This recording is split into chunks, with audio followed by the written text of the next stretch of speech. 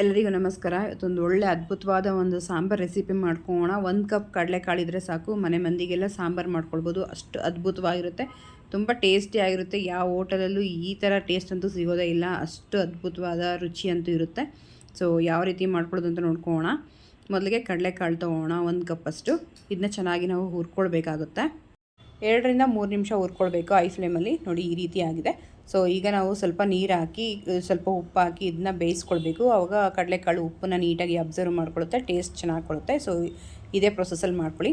So ಇದಕ್ಕೆ ಬೇಕಾಗಿರೋ ಮಸಾಲೆ ನೋಡ್ಕೊಳ್ಳೋಣ. ಒಂದು ಮೀಡಿಯಮ್ ಸೈಜ್ ಈರುಳ್ಳಿ ಹಸಿದೆ ಹಾಕ್ಕೊಳ್ಳಿ, ಒಂದು ಟೊಮೆಟೊ ಹಾಕ್ಕೊಳ್ಳೋಣ, ಮತ್ತು ಹುಣಸೆ ಹಣ್ಣು ಒಂದು ಸ್ವಲ್ಪ ಹಾಕ್ಕೊಳ್ಳಿ.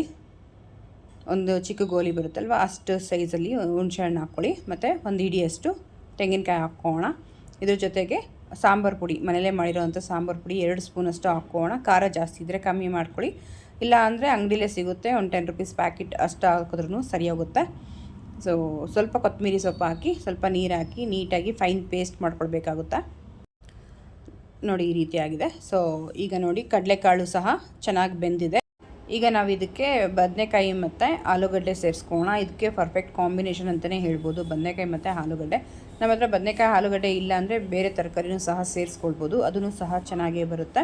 ಸೊ ನಾನು 1-2 ಬದನೆಕಾಯಿ, 1-2 ಆಲೂಗಡ್ಡೆ ಅಷ್ಟು ಮೀಡಿಯಮ್ ಸೈಜನ್ನ ತೊಗೊಂಡು ಹಾಕ್ಕೊಳ್ತಾ ಇದ್ದೀನಿ, ಕಟ್ ಮಾಡಿ ನೀಟಾಗಿ.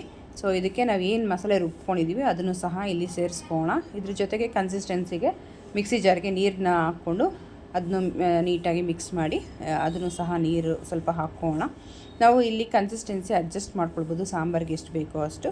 ಸ್ವಲ್ಪ ಮೇಲೆ ಕೊತ್ತಂಬರಿ ಸೊಪ್ಪು ಹಾಕಿ ನೀಟಾಗಿ ಅಡ್ಜಸ್ಟ್ ಮಾಡ್ಕೊಳ್ಳೋಣ ಕನ್ಸಿಸ್ಟೆನ್ಸಿನ, ಸಾಂಬಾರು ಆಗೋವಷ್ಟು.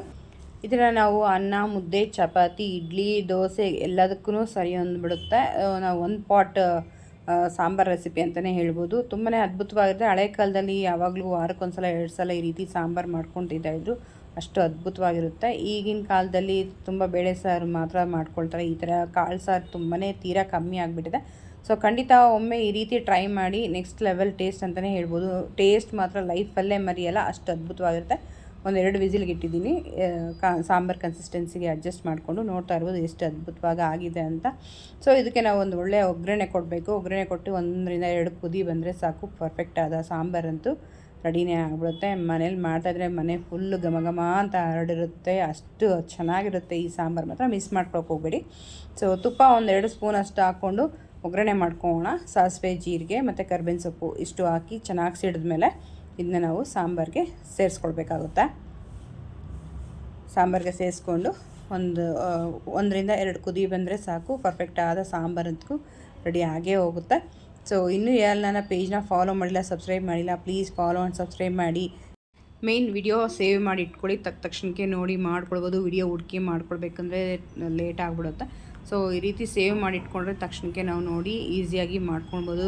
ಒಂದು ಸಲ ಈ ರೀತಿ ಟೇಸ್ಟ್ ಮಾಡಿದ್ರೆ ಈ ರೀತಿ ಸಾಂಬಾರನ್ನ ಲೈಫಲ್ಲೇ ಮರೆಯಲ್ಲ, ಮತ್ತೆ ನೀವೇ ಮಾಡ್ಕೊಂಡು ತಿಂತಿರ್ತೀರ. ಅಷ್ಟು ಅದ್ಭುತವಾದ ರೆಸಿಪಿ ಅಂತ ಹೇಳ್ಬೋದು. ಯಾವಾಗಲೂ ಒಂದೇ ರೀತಿ ಸಾಂಬಾರು ತಿಂದು ಬೇಜಾರಾಗಿದ್ದರೆ ಖಂಡಿತ ಈ ರೀತಿ ಟ್ರೈ ಮಾಡಿ, ನೆಕ್ಸ್ಟ್ ಲೆವೆಲ್ ಟೇಸ್ಟ್ ಅಂತಲೇ ಹೇಳ್ಬೋದು. ಸಾಂಬಾರು ಅಂತೂ ರೆಡಿ ಆಯಿತು. ಅನ್ನದ ಜೊತೆ ಸರ್ವ್ ಮಾಡ್ತಾಯಿದ್ದೀನಿ, ನೋಡ್ತಾ ಇರ್ಬೋದು ಎಷ್ಟು ಅದ್ಭುತವಾಗಿ ಆಗಿದೆ ಅಂತ. ಈ ವಿಡಿಯೋ ಇಷ್ಟ ಆಗಿದೆ ಅಂತ ತಿಳ್ಕೊಳ್ತಾ ಹೊಸ ರೆಸಿಪಿಗೆ ಮತ್ತೆ ಸಿಗೋಣ. ಅಲ್ಲಿ ತನಕ ಟೇಕ್ ಕೇರ್, ಬೈ. ನಿಮ್ಮ ದಿನ ಶುಭವಾಗಿರಲಿ.